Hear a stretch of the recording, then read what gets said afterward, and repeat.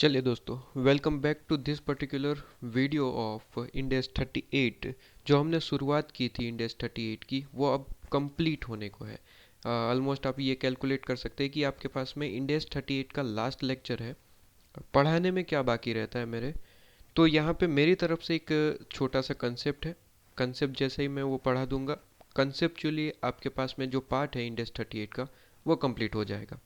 इसके बाद जो भी आईसीएम मॉड्यूल के क्वेश्चन है वो हम करेंगे और कंप्लीट हो जाएगा आपके पास में इंडेस 38। ठीक है, तो कंसेप्ट एक छोटा सा है, वो पहले कंप्लीट करा देता हूँ ताकि कंसेप्ट पार्ट खत्म हो जाए। उसके बाद एक के बाद एक हमारे जितने भी क्वेश्चन है वो हम कंप्लीट कर सकते हैं। उसके बाद कुछ रहता नहीं है मेरी तरफ से। ठीक है, और उसके बाद आप अपने तरफ से रिवीजन कर सकते हैं। ठीक है जी।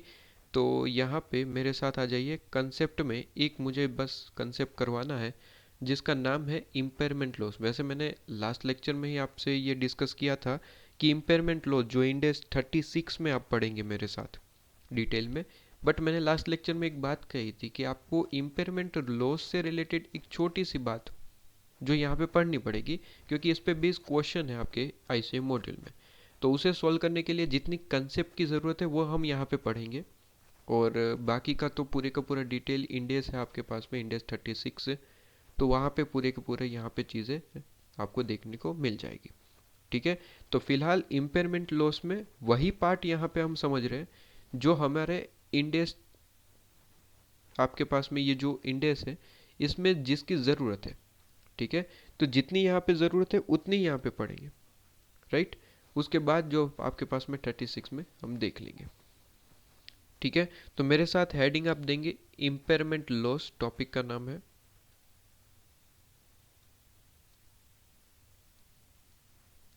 इम्पेयरमेंट। एक मिनट सर।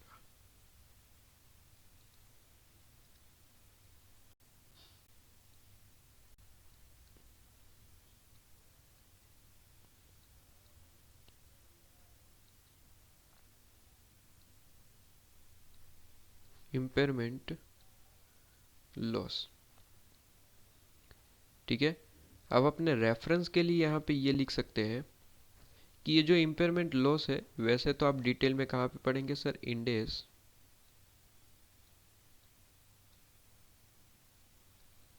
36।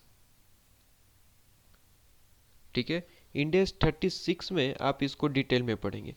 लेकिन फिलहाल इस इंडेस में, इंटेंजिबल असेट में, यहाँ पे जो कंसेप्ट की ज़रूरत है उतना ही हम यहाँ पे पढ़ेंगे। ठीक है, बाकी का आपके पास में इंडेस 36 में है। तो आइए यहाँ पे कितनी ज़रूरत है और क्या पढ़ने की ज़रूरत है मैं वो बता देता हूँ। लेकिन ये कंसेप्ट स्टार्ट करें उससे पहले मैं कुछ चीज़ें आपको बता दूं। जो अमोर्टाइजेशन मतलब डेप्रिसिएशन जो हम इंडेस 16 में कहते हैं। ठीक है, डेप्रिसिएशन और इंटेंजिबल एसेट में हम इसे अमोर्टाइजेशन वर्ड यूज़ करते हैं। तो उससे रिलेटेड कुछ चीज़ें थी जो मुझे आपको याद करवानी है। बेसिकली पढ़ा चुका हूँ इसलिए तो मैं यहाँ पे वर्ड यूज़ कर रहा हूँ कि आपको याद करवानी है। तो वो मैं पहले याद करवा देता हूँ ताकि मेरी तरफ से वो चीज़ क्लियर हो जाए कि हाँ आपके पास में मैंने बता दिया आपको। ठीक है, तो देखिए अमोर्टाइजेशन से रिलेटेड मैंने कुछ चीज़ें तो वैसे लास्ट लेक्चर में डिस्कस की थी कि आपको तीन मेथड मिलती है। एसएलएम मेथड है, डब्ल्यूडीवी है और यूनिट मेथड है। एसएलएम बाय आपके पास में डिफ़ॉल्ट कहा जाता है, बाय डिफ़ॉल्ट। ठीक है, कि अगर क्वेश्चन ने कुछ भी नहीं कहा तो एसएलएम ही होती है, और कहा है तो फिर वही तरीके से फॉलो करेंगे। उसके बाद डब्ल्यूडीवी मेथड और यूनिट मेथड। ठीक है, इसके बाद मैंने ये कहा था कि एक बहुत रेयरली यूज़ आपको आईसीएम मॉड्यूल में एक सेपरेटली पैराग्राफ में आपको ये दिया गया है कि कई बार अमोर्टाइजेशन के लिए एक और मेथड आपके पास में इंट्रोड्यूस होती है, बेस्ड ऑन रेवेन्यू मेथड। इसका क्या मतलब है, कहता है कि रेवेन्यू के बेस पे अमोर्टाइजेशन कैलकुलेट होता है, जो कि मैंने आपको इसका एग्जांपल भी दिया था और ये भी कहा था कि इंडेक्स 30 आपके पास में जो 8 है। ठीक है, इंटेंजिबल एसेट बेसिकली। तो जो इंडेक्स 38 है वो बेसिकली ये कहता है कि ये जो बेस्ड ऑन रेवेन्यू मेथड है वो मोस्टली इनअप्रोप्रिएट है। ठीक है, कि वो रेयरली यूज़ होने वाली मेथड है, कहीं पे भी ये वैलिड मेथड नहीं मानी जाती। लेकिन कुछ ऐसे केसेस हैं जहाँ पे रेवेन्यू के अलावा कोई फैक्टर होता ही नहीं है, लिमिटेड फैक्टर आपके पास में है जहाँ पे रेवेन्यू के अलावा कोई फैक्टर होता ही नहीं है जहाँ पे हम अमोर्टाइजेशन कैलकुलेट कर पाए। जैसे कि मैंने एग्जांपल दिया था आपको कि एक टोल टैक्स, जहाँ पे आप कैलकुलेशन ही आपके लिए बेसिकली एक ही फैक्टर है वहाँ पे कैलकुलेशन के लिए, वो है रेवेन्यू। रेवेन्यू के अलावा कोई आपके पास में फैक्टर बचा ही नहीं कि आप वहाँ पे उसके बेस पे कैलकुलेट कर पाए। ठीक है, तो ये पॉइंट हो जाता है कि उस केस में आप ये मेथड को यूज़ करते हैं। बाकी इंडेक्स 38 ने क्या कहा कि इसके अलावा सभी के सभी जगह ये मेथड इनअप्रोप्रिएट होगी। जो मेथड अप्रोप्रिएट है वो आपको यहाँ पे 3 बताई गई है। ठीक है, तो अपने हिसाब से यहाँ पे यूज़ होती है, राइट। इसके अलावा ये तो लास्ट लेक्चर में मैंने बताया।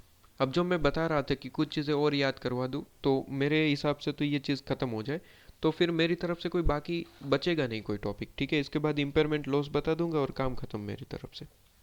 ठीक है, अच्छा कुछ चीज़ें मैंने कहा कि कोई ऐसी असेट है जिसकी लाइफ जिसकी जो लाइफ है, यूजफुल लाइफ, वो मैं कहता हूँ इनफाइनाइट है।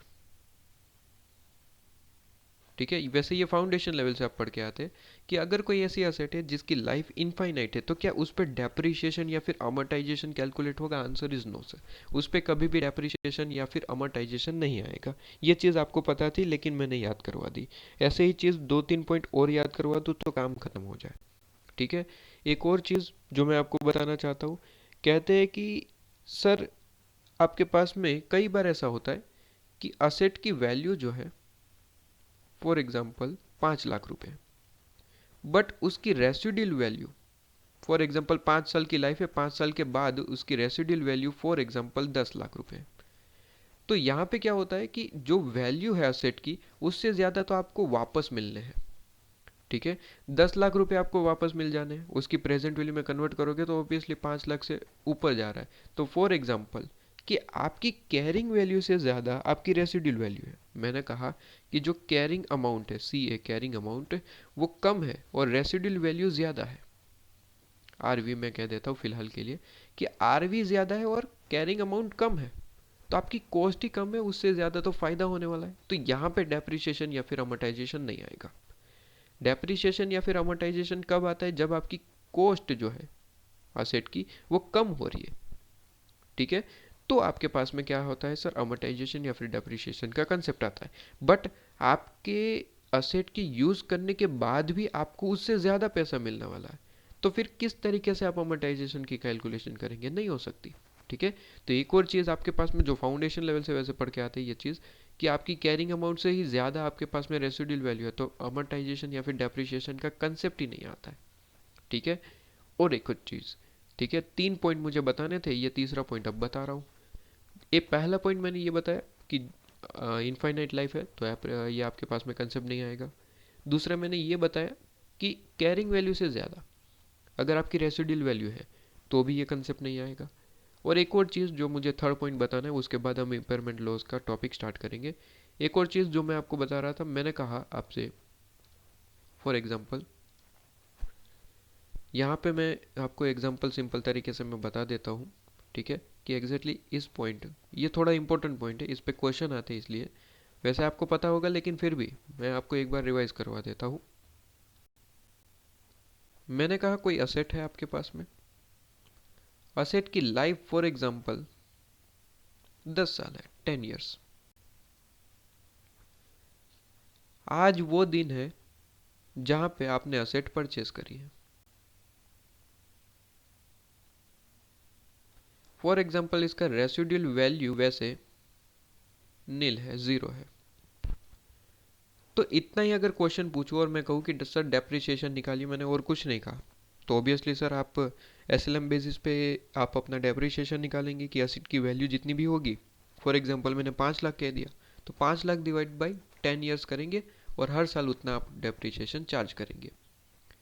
बट मैं आपको एक और चीज़ यहाँ पे ऐड करवाना चाहूँगा। मैंने कहा ये सारी चीज़ें तो वैसे की वैसी है, प्लस मैंने कहा कि एक आपको ऑफर मिला आज के आज, जैसे ही आज एसेट आपने परचेज करा, इसकी लाइफ कितनी है? 10 साल।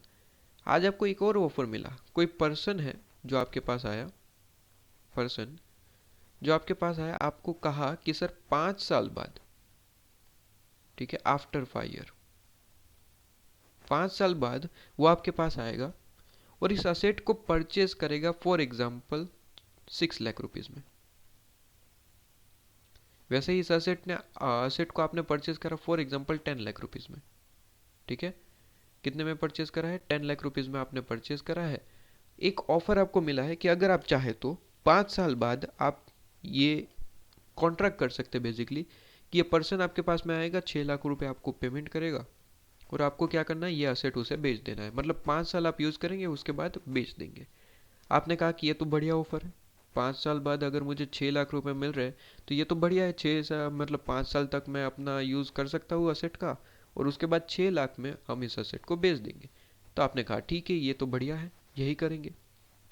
तो जब ऐसा होता है कि जब असेट की लाइफ तो ज़्यादा है, 10 साल है, ठीक है, मैंने कहा असेट की लाइफ तो 10 साल है, ठीक है, बट जब आप खुद से डिसाइड करते हैं उसकी कोई कम लाइफ, जैसे कि यहाँ पे हुआ है कि असेट की वैसे लाइफ 10 साल है, लेकिन आपके लिए वो असेट इंडेक्स 38 के हिसाब से 5 साल की मानी जाएगी। क्यों? क्योंकि आपका पहले से ही प्रीफर्ड प्लान है कि आप 5 साल बाद इस असेट को बेच देंगे। ठीक है, मतलब कि आपके लिए वो भले ही असेट 10 साल के हिसाब से है, बट माना कितना जाएगा, 5 साल, क्योंकि आपका प्लान है कि आप 5 साल बाद इसे सेल कर देंगे। तो मैंने वही चीज़ कहना चाहता हूँ कि सर ऐसा कभी होगा कि वैसे यूज़फुल लाइफ तो ज़्यादा है, बट आपका कॉन्ट्रैक्चुअल पीरियड उससे कम है, तो लाइफ उतनी ही मानी जाएगी जितना कॉन्ट्रैक्चुअल पीरियड है, जैसे कि यहाँ पे 5 साल है। तो इस पे क्वेश्चन है आपके पास में, आई थिंक ICA मॉड्यूल में, तो वो आएगा तो मैं वहाँ पे करवा दूंगा। लेकिन कंसेप्ट सिंपल है, इसमें कुछ है नहीं कि वैसे लाइफ भले ही कितनी भी हो, 10 साल 15 साल, बट आपका अगर कॉन्ट्रैक्चुअल यूजफुल लाइफ जो है वो आपने डिसाइड कर रखी है कि 5 साल बाद इसे हम बेच देंगे या फिर ख़त्म कर देंगे, जो भी है, तो वो 5 साल ही आपके पास में लाइफ मानी जाएगी, ना कि 10, ना कि 15 साल। ठीक है, तो ये छोटा सा कंसेप्ट था, 3 पॉइंट मुझे पढ़ाने थे, वो मैंने आपको बता दिए। अब आ जाइए इम्पेयरमेंट लॉस। और जैसे ये कंसेप्ट ख़त्म होता है, कंसेप्चुअल पार्ट पे मेरा इंडेक्स 38 कंप्लीट हो जाएगा। ठीक है, और उसके बाद बस आपका काम होता है कि उसके हिसाब से रिवीजन करें। इम्पेयरमेंट लॉस में बस छोटा सा एक टॉपिक पढ़ाना है, वैसे इंडेक्स 38, वैसे 38 में जो है इसका कंसेप्ट इतना ही है। 36 में आप मेरे साथ बहुत ज़्यादा डिटेल में पढ़ेंगे। ठीक है, अच्छा, इम्पेयरमेंट लॉस में मैं कहता हूँ कि सर इम्पेयरमेंट का मतलब होता है, सबसे पहले ये जो वर्ड है इम्पेयरमेंट, इम्पेयरमेंट, ये इम्पेयरमेंट वर्ड का मतलब होता है डिक्लाइन।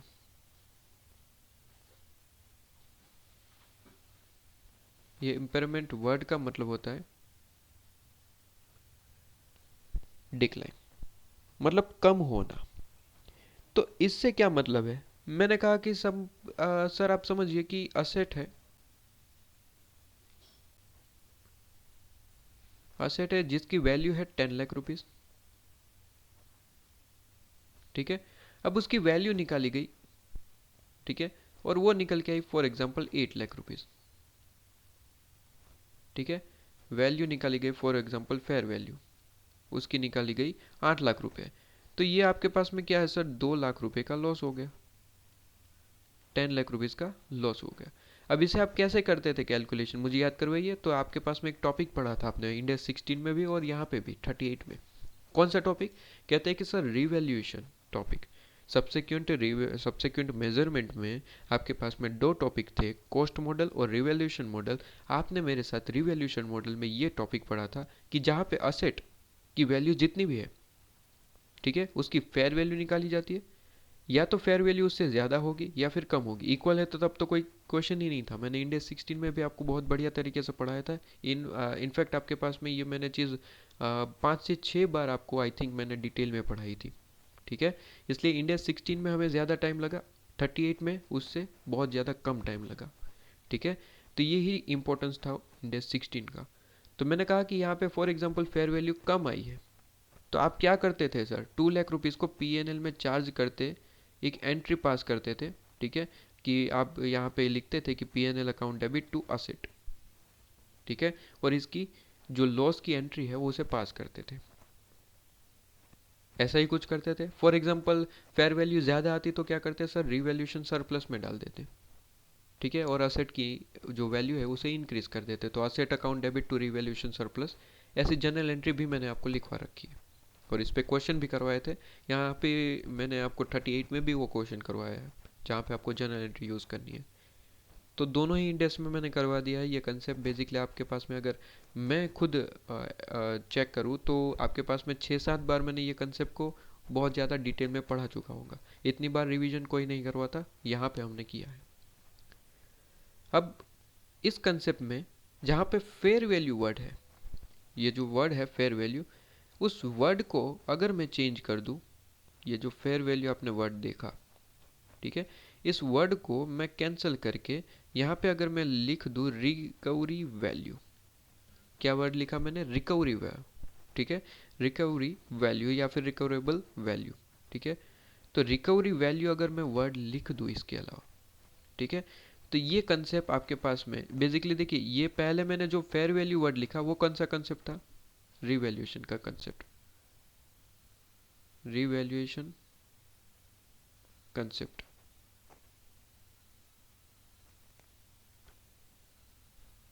ठीक है, ये रिवैल्यूएशन का कंसेप्ट था। वहीं पे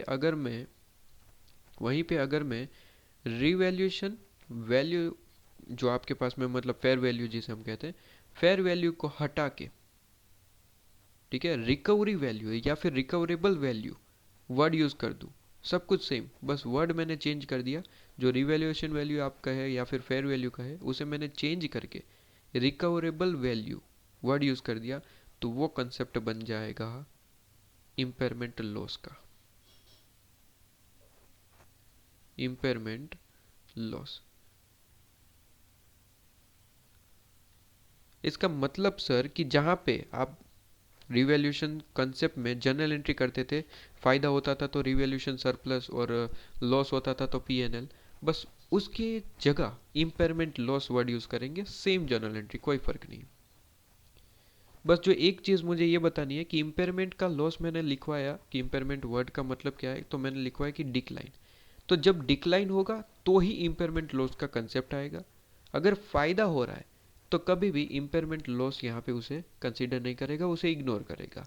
अब इस वर्ड का क्या मतलब है, बड़े अच्छे से समझेंगे, समझिए ज़रा, मैं आपको समझाता हूँ। वो सारी चीज़ अच्छे से एग्जाम्पल के थ्रू मैं आपको समझाता हूँ, ठीक है। तो मेरे हिसाब से ये चीज़ आपको क्लियर हो जाएगी। आप चाहे तो इसे नोट डाउन भी करेंगे, ठीक है, ताकि आपको लॉन्ग टाइम आप रिवीजन में आप याद कर सकें। देखिए मैंने एग्जांपल आपके पास में लिया, एग्जांपल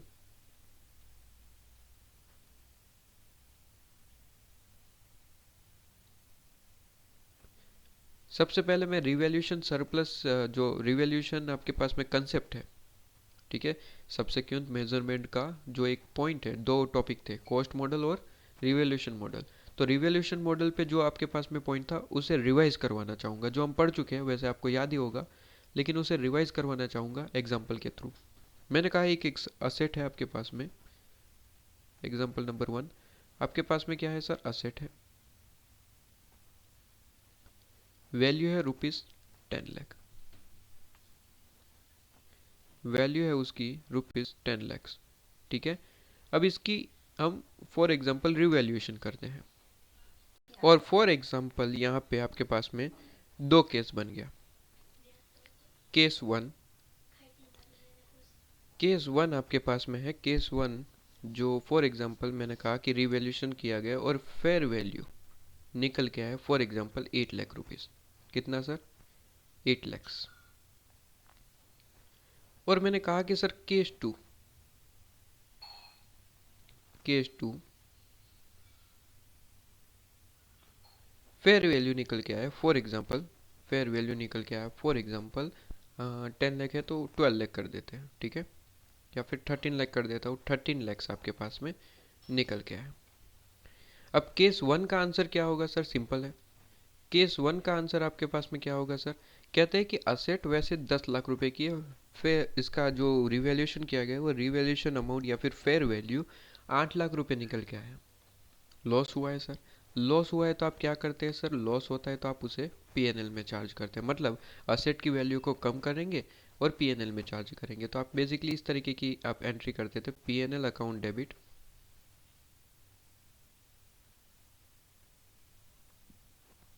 टू असेट।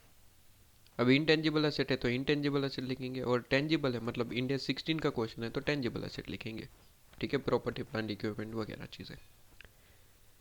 यहीं पे मैं कहूँ कि 10 लाख की वैल्यू जो है वो 13 लाख रुपए हो गई, 13 लाख रुपीज। तो क्या होगा, तो वहां पे हम फायदा रिकॉर्ड करते हैं, मतलब असेट की वैल्यू इंक्रीज करनी है तो असेट अकाउंट डेबिट, ठीक है, असेट अकाउंट डेबिट। और टू क्या करेंगे सर, फायदा हुआ है तो रिवैल्यूएशन सरप्लस, जितना फायदा हुआ उतना रिकॉर्ड करते हैं। जैसे कि पहले केस में लॉस हुआ था 2 लाख रुपए का, तो यहाँ पे हम 2 लाख रुपए की रिकॉर्डिंग करते हैं, 2 लाख 2 लाख। वहीं पे यहाँ जो वैल्यू है वो 3 लाख रुपए से बढ़ गई, तो 3 लाख रुपए का यहाँ पे हम रिकॉर्डिंग करते हैं। और एक चीज़ इसी के साथ यहाँ पे बात निकले तो याद करवा दूँ कि सर सब्सिक्वेंट रिवैल्यूएशन का कंसेप्ट भी याद आना चाहिए। मतलब पहली बार अगर आपको लॉस हुआ है और दूसरी बार फायदा हुआ है, तो पहले लॉस सेटअप करेंगे, उसके बाद ही फायदा रिकॉर्ड करेंगे। इस पे क्वेश्चन यहाँ पे भी करवाया है, इंडेक्स 16 में तो 5-6 बार करवा दिया है, ठीक है। तो मुझे नहीं लगता कि वो चीज़ मुझे बार बार आपको पढ़ाने की ज़रूरत है, नहीं है, ठीक है। तो यहाँ पे जितनी ज़रूरत है वो रिवाइज करवा रहा हूँ, यही बहुत बड़ी बात है।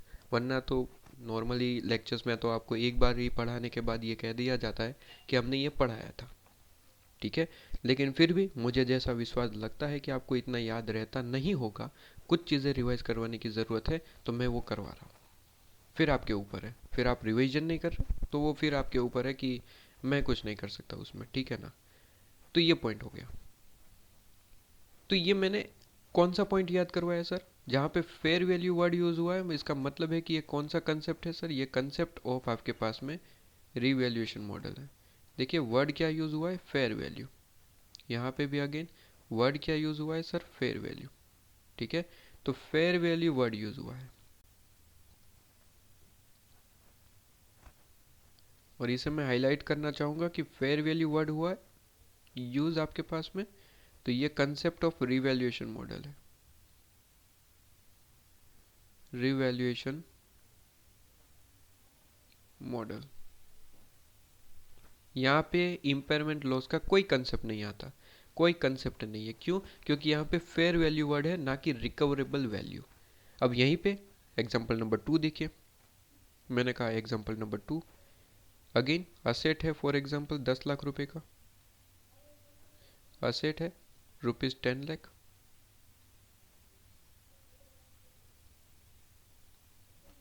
ठीक है।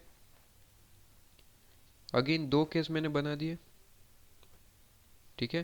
केस नंबर 1, इस बार मैंने कहा कि सर इसकी recoverable value, sir recoverable value का मतलब क्या होता है ये पहले समझाइए, तो बताऊंगा। पहले ये कंसेप्ट क्लियर होना ज़रूरी है कि जब फेयर वैल्यू वर्ड हो तो वो रिवैल्यूएशन मॉडल है, और रिकवरेबल वैल्यू हो तो वो आपके पास में इम्पेयरमेंट लॉस का पॉइंट है। बस इतना मैं समझाने के लिए इतनी मेहनत कर रहा हूँ। वैसे क्लियर हो गया होगा, लेकिन मुझे लगता है कि एग्जाम्पल के थ्रू अगर हम समझाए तो वो लॉन्ग टाइम मेमोरी में आपके पास में सेव रहता है, इसलिए मैं इतनी मेहनत कर रहा हूँ। बाकी तो मैं फिर इतना बता चुका हूँ तो वो कंप्लीट हो जाता है पॉइंट। लेकिन मुझे लगता है कि लॉन्ग टाइम मेमोरी में आपको एग्जाम्पल की ज़रूरत ज़रूर पड़ेगी, ठीक है। इसलिए इतनी मेहनत कर रहा हूँ। इसके बाद तो एक एक पॉइंट मैं समझाऊंगा कि रिकवरेबल वैल्यू का मतलब क्या होता है, कैसे निकलता है, वो सारी चीज़ें, राइट। और इसे और ज़्यादा डिटेल में तो इंडेक्स 36 में वैसे भी पढ़ना है, ठीक है। ये 38 में तो जितना ज़रूरत है उतना पढ़ा रहा हूँ। अच्छा, मैंने कहा रीवैल्यू आपके पास में, रिकवरेबल वैल्यू आपके पास में फॉर एग्जांपल वही 8 लाख रुपए ले लेता हूँ, 8 लाख रुपीज़, रुपीज़ 8 लैक्स। और मैंने कहा कि सर केस नंबर 2 भी है आपके पास में,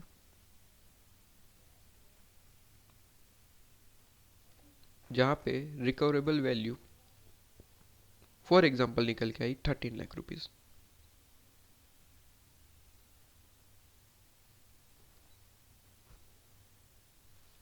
अब जैसे कि मैंने कहा कि रिवैल्यूएशन मॉडल में जो जनरल एंट्री करते थे वो सेम रहेगी इम्पेयरमेंट लॉस में।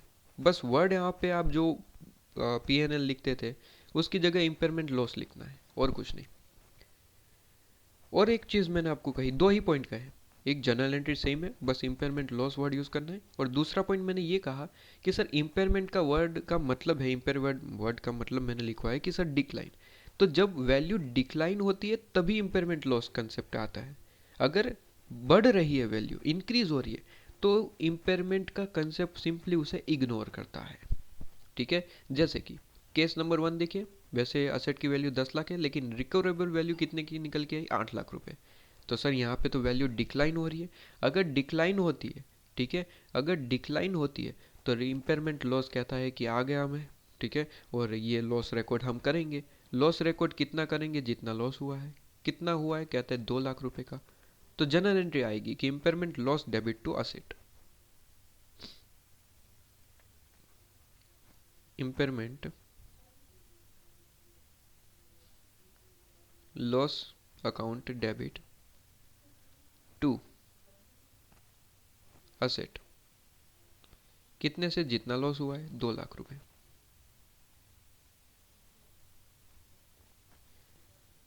अब केस नंबर 2 देखिए, कहता है कि असेट की वैल्यू 10 लाख है, रिकवरेबल वैल्यू 13 लाख रुपीज है। अब ध्यान से, रिवैल्यूएशन मॉडल कहता है कि उसे फायदा हो या फिर लॉस हो, दोनों रिकॉर्ड करने हैं।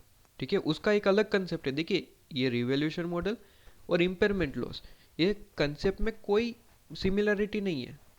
बट ये दोनों मैं यहाँ पे क्यों पढ़ा रहा हूँ? इसलिए क्योंकि एक वर्ड जो फेयर वैल्यू है और रिकवरेबल वैल्यू की वजह से क्वेश्चन गलत सोल्व करते आते हैं। ये एग्जाम में बहुत ज़्यादा आपको यहाँ पे दिक्कत देता है, इसलिए मैं पहले ही क्लियर करवा रहा हूँ, एग्जाम्पल भी लिखवा रहा हूँ कि रिवीजन के टाइम यही देख लेना, खत्म। कि अगर फेयर वैल्यू है तो इम्पेयरमेंट लॉस का कंसेप्ट याद ही मत करना, और रिकवरेबल वैल्यू है तो फेयर वैल्यू का कंसेप्ट मतलब रिवैल्यूएशन मॉडल याद ही मत करना। इसलिए क्लियर हो जाए, इसलिए मैं यहाँ पे ये लिखवा रहा हूँ दोनों चीज़। बाकी दोनों कंसेप्ट में कोई सिमिलरिटी नहीं है, कोई आपके पास में एकदम, रिवैल्यूएशन मॉडल एक अलग चीज़ है, इम्पेयरमेंट लॉस एक अलग चीज़ है। साथ में इसलिए करवाना पड़ रहा है क्योंकि एक पॉइंट की वजह से दोनों कंसेप्ट में चेंजेस हो जाते हैं। ठीक है, तो आपने एक देखा चीज़ कि एक ही वर्ड में चेंज कर दूँ तो वो कंसेप्ट भी बदल जाता है। ठीक है, तो ये पॉइंट हो गया। तो मैंने कहा कि 10 लाख से 8 लाख हुआ, इम्पेयरमेंट लॉस आ गया। उसने कहा कि 2 लाख रुपए का नुकसान हुआ है। हाँ जी, तो आइए आपके पास में जर्नल एंट्री करिए और उसकी एंट्री करिए। ठीक है, तो ये चीज़ हो गई। इसके बाद मैंने कहा कि सर केस नंबर 2 हुआ तो 10 लाख रुपए की वैल्यू है असेट की, recoverable value 13 lakh, 13 lakh rupees निकल के आई, तो क्या करेंगे? इम्पेयरमेंट लॉस यहाँ पे कहता है कि सर वैल्यू कम हुई है तो मैं आ जाऊँगा। अगर वैल्यू बढ़ी है, 10 लाख रुपए से इंक्रीज हुई है, तो कहता है कि सिंपली मैं कहूँगा इग्नोर, उसका कुछ नहीं करना है। मतलब सर, मतलब उसकी 10 लाख वैल्यू है वैसे ही रहेगी, इम्पेयरमेंट लॉस उसे कुछ नहीं करेगा, वो वैल्यू 10 लाख ही रहेगी, 13 लाख नहीं होगी, ध्यान रहे। ठीक है, वो सिंपली डिक्लाइन को देखता है, इंक्रीज को कभी नहीं देखना है, उसे इग्नोर करना है, उसकी कुछ नहीं एंट्री करनी। ठीक है, रिवैल्यूएशन मॉडल तो दोनों चीज़ को देखता था, इम्पेयरमेंट लॉस सिर्फ एक चीज़ डिक्लाइन को देखता है। ठीक है, तो यहाँ पे भी अगेन ये चीज़ को, ये वर्ड को हाईलाइट कर लीजिए, जैसे मैंने कहा कि सर ये रिवैल्यू आपके पास में, सॉरी, रिकवरेबल वैल्यू अगर वर्ड यूज़ हुआ है तो कंसेप्ट आपके पास में रिवैल्यूएशन मॉडल से हट के इम्पेयरमेंट लॉस पे आ जाएगा। इम्पेयरमेंट लॉस, बस इतनी चीज़ क्लियर होनी ज़रूरी है। सबसे पहले जो चीज़ मैं सिर्फ एक वर्ड में कह सकता था कि सर फेयर वैल्यू की जगह अगर रिकवरेबल वैल्यू है तो वो इम्पेयरमेंट लॉस का कंसेप्ट है, इतना ना कहते हुए मैंने आपको इस पे एग्जांपल ही करवा दिए और लिखवा भी दिए, ताकि रिवीजन के टाइम इस पे कंफ्यूजन नहीं होना चाहिए, क्योंकि स्टूडेंट गलती करते हैं, मैंने देखा है। ठीक है, कि सिंपल क्वेश्चन में आपको रिकवरेबल वैल्यू की जगह फेयर वैल्यू दे देते हैं और समझ के आते हैं कि इम्पेयरमेंट लॉस का क्वेश्चन है, उसके तरीके से सोल्व करके आते हैं, वैल्यू इंक्रीज हुई है तो इग्नोर करके आते हैं। बट वो क्वेश्चन तो रिवैल्यूएशन मॉडल का था, उसे इग्नोर नहीं करना था, रिवैल्यूएशन सरप्लस में डालना था। ठीक है, तो इसलिए ये सारी चीज़ें मिक्स करके आते हैं, तो पहले ही लिखवा दिया। ठीक है, कि सर रिवैल्यूएशन मॉडल है, कैसे पता चलेगा? Fair value. अगर रिवैल्यूएशन मॉडल है तो इंक्रीज और डिक्रीज दोनों रिकॉर्ड होंगे। लेकिन अगर इम्पेयरमेंट लॉस है, कैसे पता चलेगा सर? ये चीज़ रिकवरेबल वैल्यू कहते हैं कि इंक्रीज और डिक्रीज दोनों चेक करने, बट इंक्रीज को इग्नोर करिएगा, सिर्फ डिक्रीज को आप जो है क्या करेंगे सर? रिकॉर्ड करेंगे। ये फर्क है दोनों में, कोई फर्क है और कुछ नहीं। क्लियर है आपके पास में? सर बिल्कुल क्लियर है। बस एक चीज़ सर आपको पढ़ानी है और उसके बाद ये कंसेप्ट खत्म। क्या चीज़ सर? कहते हैं कि ये जो रिकवरेबल वैल्यू आप बोल रहे हैं कब से, इसका क्या मतलब होता है और कैसे निकलता है, बस वही पढ़ा दूँ और कंसेप्चुअल पार्ट मेरे तरफ से ख़त्म। आइए मेरे साथ। कहते हैं कि सर रिकवरेबल जो आपके पास में वर्ड यूज़ हुआ है कैसे निकलता है, क्या मतलब होता है इसका। तो कहते हैं आरवी, ठीक है। फुल फॉर्म भी मेरे साथ यहाँ पे मैं एक बार के लिए लिखवा देता हूँ, कि आपके पास में कल दिन पता चला कि सर आरवी जो है वो जो मैं आपके पास में गलती से बोल रहा हूँ रिकवरेबल वैल्यू की जगह रिवैल्यूएशन मॉडल, ठीक है, रिवैल्यूएशन वैल्यू, कहीं आपसे भी वो गलती ना हो जाए, ठीक है। तो मैं एक फुल फॉर्म इस बार लिखवा देता हूँ, रिवीजन के वक्त वो रिकवरेबल वैल्यू ही रहना चाहिए, ठीक है, तो याद रहे। तो कहते हैं रिकवरेबल वैल्यू,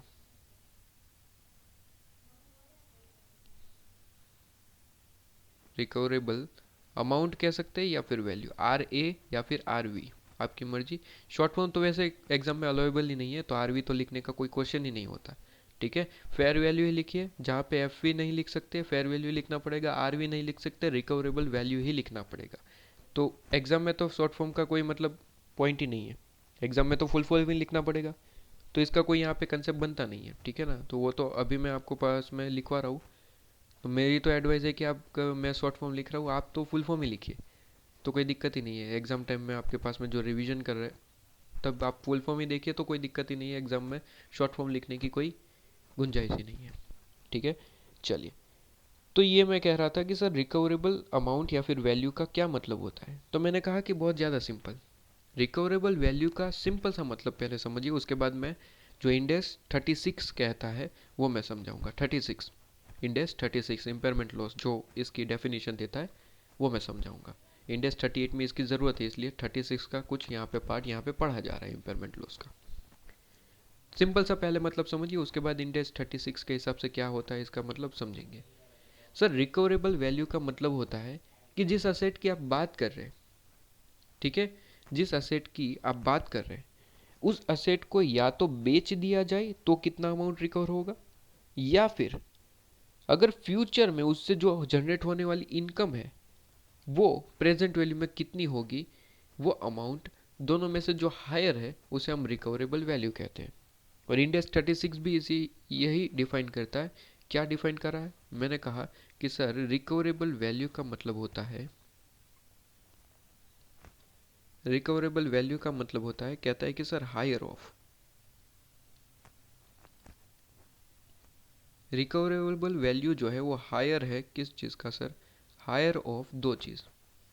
मैंने कहा पहला कि अगर आप इस असेट को, जिस असेट की बात कर रहे हैं उसे डायरेक्टली सेल कर देते हैं, अभी के अभी, अभी के अभी इसे अगर सेल कर देते हैं, ठीक है। सेल का मतलब क्या है सर? सेल का मतलब है कि आप जो है, आप जो है इसकी वैल्यू क्या निकलता है, ठीक है।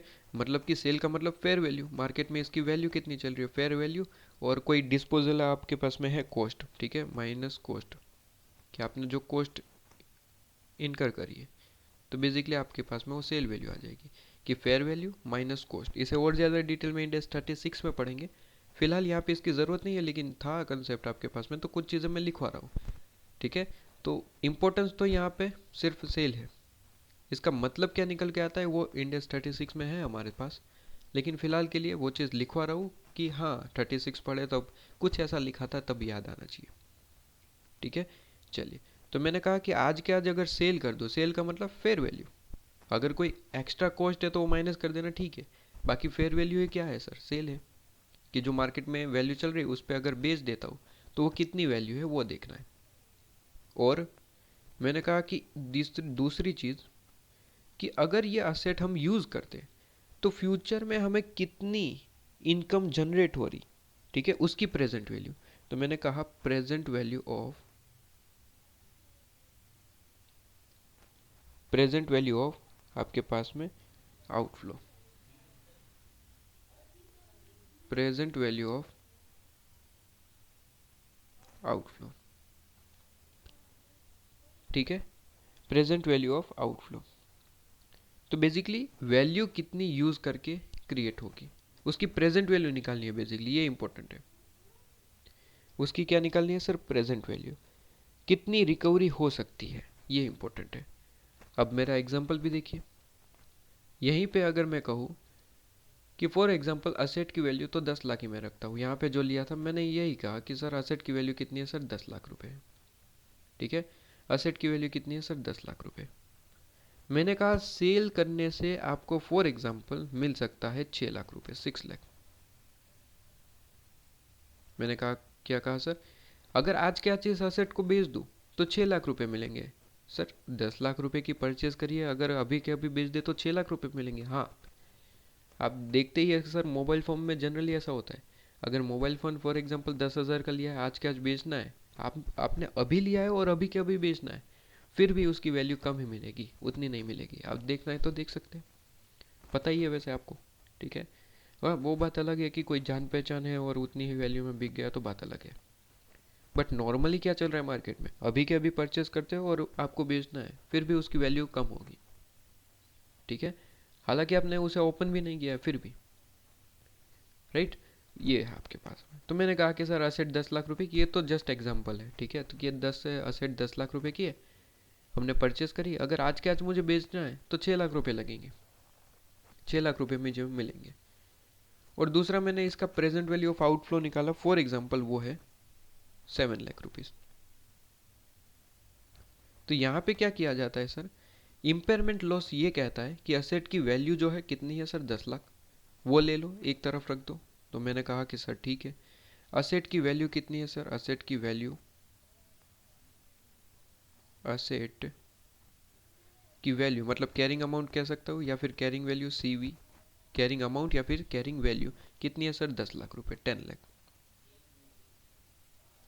ठीक है, और रिकवरेबल वैल्यू या फिर रिकवरेबल अमाउंट भी कह सकते हैं आप, वो कितनी होगी। तो कहता है कि सर रिकवरेबल वैल्यू का मतलब होता है हायर ऑफ सेल, और वर्ड यहाँ पे ध्यान रहे, और और ठीक है, और मैंने कहा कि सर और प्रेजेंट वैल्यू ऑफ आउटफ्लो। ठीक है, ये कैसे कैलकुलेट होता है, इंडेक्स 36 में आपको पढ़ना है। यहाँ पे तो कोई कैलकुलेशन है नहीं बेसिकली, ये आपको डायरेक्टली क्वेश्चन में दिए होंगे, एक ही क्वेश्चन है जिसके लिए मैं इतना कंसेप्ट पढ़ा रहा हूँ। बाकी 36 में आप मेरे साथ अच्छे से डिटेल में ये कैलकुलेशन भी करेंगे। ठीक है, तो रिलैक्स हो जाइए एक तरीके से, ये सारी चीज़ें पढ़नी है। तो ये तो मैं बस एक्स्ट्रा पढ़ा रहा हूँ बेसिकली, मैं कहूँ तो। ठीक है, यहाँ पे तो जो एक क्वेश्चन करना है वो उसमें तो डायरेक्टली वैल्यू दी होगी, सॉल्व हो जाएगा। बट मैं चाहता हूँ कि थोड़ा बहुत यहाँ पे पढ़ा हो तो इंडेक्स 36 में कुछ ऐसा याद आएगा कि सर हाँ ये सब पढ़ा था, समझ नहीं आया था लेकिन पढ़ा था। तो वो भी हमारे लिए इंपॉर्टेंट है, ऐसा भी कुछ याद आता है तो इंटरेस्ट बढ़ जाता है बेसिकली कंसेप्ट पढ़ने का। इसलिए मैं थोड़ा सा यहाँ पे एक्स्ट्रा पढ़ा रहा हूँ। तो कहता है कि सर रिकवरेबल वैल्यू का मतलब क्या है सर, हायर ऑफ सेल और प्रेजेंट वैल्यू, दोनों में से जो हायर है। तो मुझे बताइए हायर क्या है, 6 लाख या फिर 7 लाख। सर 7 लाख रुपीज़, तो रिकवरेबल वैल्यू कितनी मानी जाएगी, 7 लाख। अब यहाँ पे इम्पेयरमेंट लॉस का कंसेप्ट अप्लाई करना है कि सर वैल्यू कम हो रही है या फिर इंक्रीज हो रही है। इंक्रीज हो रही है तो इग्नोर करना है, ध्यान रहे, कम हो रही है तो ही आपके पास में कंसिडर करेंगे। तो सर देखिए ज़रा, करंट वैल्यू आपके पास में है, current value carrying value 10 lakh रुपए, रिकवरेबल वैल्यू 7 लाख रुपए केवल। तो सर लॉस हुआ है, लॉस हुआ है तो इम्पेयरमेंट लॉस का कंसेप्ट आएगा। कहते हैं कि सर क्या होगा, वही impairment loss debit to asset, कितना सर, 3 लाख रुपए का लॉस रिकॉर्ड किया जाएगा, 3 लाख रुपए का लॉस रिकॉर्ड किया जाएगा। अभी इस एग्जांपल को मैं थोड़ा सा चेंज करता हूँ, इस एग्जांपल को मैंने चेंज किया। फॉर एग्जांपल मैंने कहा कि सर असेट की वैल्यू 10 लाख रुपए है, बट अगर मैं आज के आज उसे सेल करना चाहूँ तो फॉर एग्जांपल ₹9 लाख मिलेंगे। कितने मिलेंगे सर, ₹9 लाख। ठीक है, मैं ग्रीन मार्क में लिख रहा हूँ कि ग्रीन है जो एग्जांपल नंबर 2 है, 9 लाख। और मैं प्रेजेंट वैल्यू ऑफ आउटफ्लो निकालूँ तो वो फॉर एग्जांपल 11 लाख है। कितना है सर, 11 लाख। कितना है सर, 11 लाख। अब यहाँ पे मुझे सॉल्व करके दिखाइए। तो कहते हैं कि सर असेट की जो करंट वैल्यू है, कैरिंग वैल्यू आप जिसे कहते हैं, प्रॉपर वर्ड कैरिंग वैल्यू, तो असेट की जो कैरिंग वैल्यू है वो कितनी है सर, 10 लाख रुपए। वहीं पे अगर रिकवरेबल वैल्यू की बात करूँ, रिकवरेबल अमाउंट की बात करूँ, तो वो क्या कहता है सर, हायर ऑफ सेल और present value of outflow. Sale कितना है सर, 9 लाख रुपए। प्रेजेंट वैल्यू ऑफ आउटफ्लो कितना है, 11 लाख रुपीज। दोनों में से हायर कितना है, 11 लाख रुपीज सर। 9 और 11 कौन बड़ा है सर, 11। तो कहते हैं रिकवरेबल वैल्यू होगा 11 लाख रुपीज।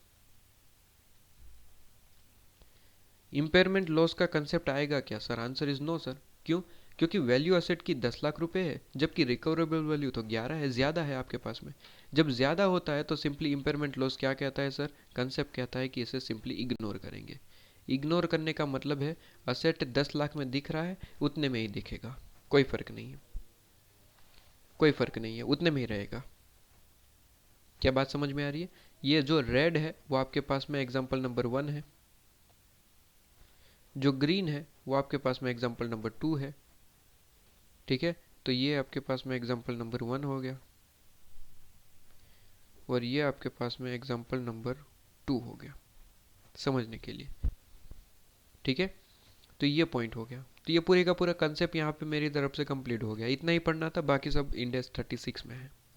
ठीक है, ये आपके पास में हो गया। तो मैंने क्या पढ़ा दिया इसमें, सबसे पहले इम्पेयरमेंट का मतलब समझा दिया, डिक्लाइन होता है इसका मतलब।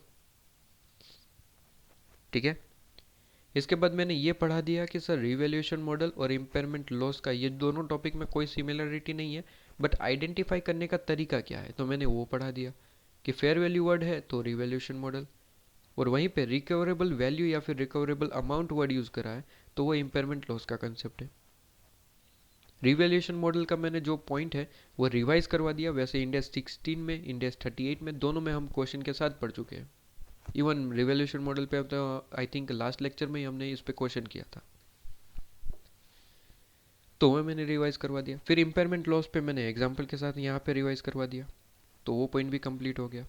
ठीक है, तो यहाँ पे मेरी तरफ से कंसेप्ट खत्म। ठीक है, यहाँ पे मेरे पास से यहाँ पे ये जो चीज़ है इसका कंसेप्ट यहाँ पे कंप्लीट हो जाता है।